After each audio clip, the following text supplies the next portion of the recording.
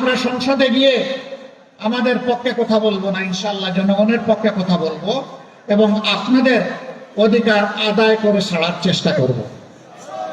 কিছু লক্ষণ ভালো, যে কেউ ভালো কাজ করে আমরা তাকে ধন্যবাদ দেব।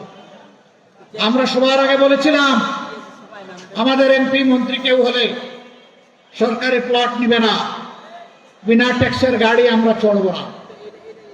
আলহামদুলিল্লাহ আমাদের রাস্তা ধরে সরকারি দল একই ঘোষণা দিয়েছে, তাদেরকে অভিনন্দন। আমরা বলেছিলাম প্রবাসের রিমিটেন্স যোদ্ধারা মারা যাওয়ার পরে তাদের লাশ নিয়ে টানাটানি ঠেলাঠেলি হবে না। আমরা সম্মানের সাথে রাষ্ট্রীয় দায়িত্ব এবং খরচে আমাদের ঘাড়ের উপর তাদের পবিত্র লাশ বাংলাদেশে নিয়ে আসব।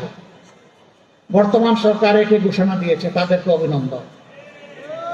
আমরা সরকারকে বলবো মানুষের সবচেয়ে বড় অধিকার, ভোটের অধিকার, এটা হরণ করা হয়েছে, আগামীতে এটা যেন হরণ করা না হয়।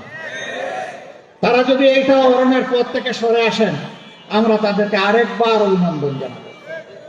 হ্যাঁ, জনগণের ভোটে তারা যদি 100 ভাগ ভোট পেয়ে নির্বাচিত হয়ে যান, তখনও তাদেরকে আমরা অভিনন্দন জানাবো।